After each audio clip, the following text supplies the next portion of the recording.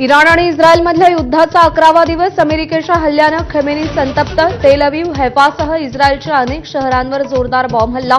इस्रायलकडून जोरदार प्रत्युत्तर. अमेरिकेला प्रत्युत्तर देण्याची वेळ आमचं लष्कर ठरवेल. इराणच्या संयुक्त राष्ट्रांच्या सुरक्षा परिषदेच्या बैठकीत इशारा. प्रतिहल्ला कराल तर तुमचा विनाश झालाच समजा, अमेरिकेचंही प्रत्युत्तर.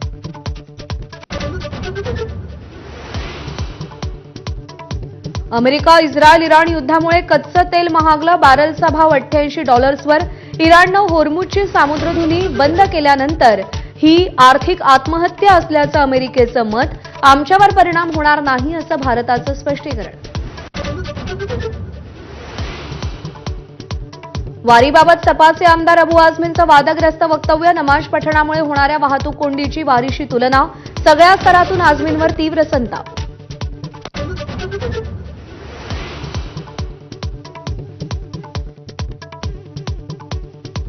ठाकरेंच्या शिवसेनेत नाराज असलेल्या भास्कर जाधव राजकीय संन्यास घेण्याच्या विचारात.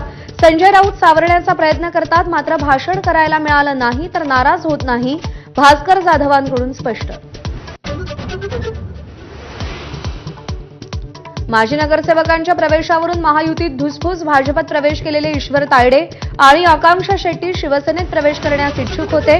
आमदार दिलीप लांडेंच्या त्रासाला कंटाळून भाजपात प्रवेश केल्याची चर्चा.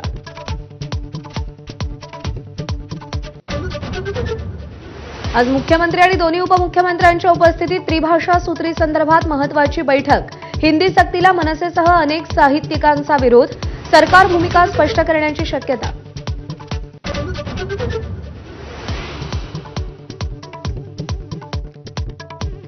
तोट्यातल्या एसटीचा अखेर लेखाजोखा जाहीर होणार. एसटीची श्वेतपत्रिका आज काढणार. मंत्रिपदी आल्यावर प्रताप सरनाईक यांनी श्वेतपत्रिकेचे आदेश दिले होते. नागपुरातील बोगस शिक्षक भरती घोटाळ्याच्या तपासासाठी राज्यव्यापी एसआयटी नेमण्याची मागणी. पोलिसांची एसआयटी सक्षम नसल्याचा भाजप समर्थक राज्य शिक्षक परिषदेचा ठपका.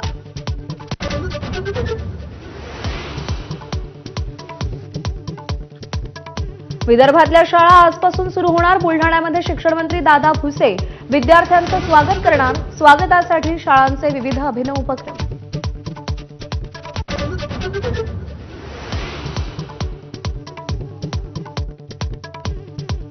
परभणी आणि हिंगोलीमध्ये ऐन पावसाळ्यात शेतीला स्प्रिंकलरनं पाणी देण्याची वेळ. पेरणी केलेलं पीक वाचवण्यासाठी शेतकऱ्यांची धडपड. मराठवाड्यातील अनेक जिल्हे कोरडे. मुंबईसह ठाणे आणि पालघरमध्ये पुढील 2 दिवस मुसळधार पावसाचा अंदाज. उर्वरित भागात हलक्या ते मध्यम स्वरूपाच्या सरी बरसण्याची शक्यता. पंढरपुरातील चंद्रभागेत बुडणाऱ्या 6 भाविकांना प्रशासनानं नेमलेल्या कोळी बांधवांनी वाचवलं. उजनी धरणातून विसर्ग केल्यानं पाणी पातळीत वाढ. भाविकांना काळजी घेण्याचं आवाहन.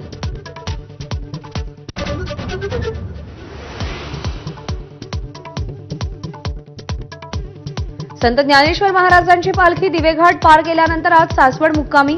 संत तुकाराम महाराजांची पालखी आज लोणी काळभोर होऊन पुढे मार्गस्थ होणार.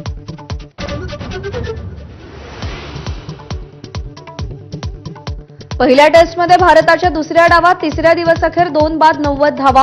इंग्लंडच्या पहिल्या डावात 465 धावा. बुमराहनं 5 विकेट्स घेतल्या. Headlines brought to you by Chitale Bandhu. ब्रेकनंतर आपल्या सगळ्यांचा पुन्हा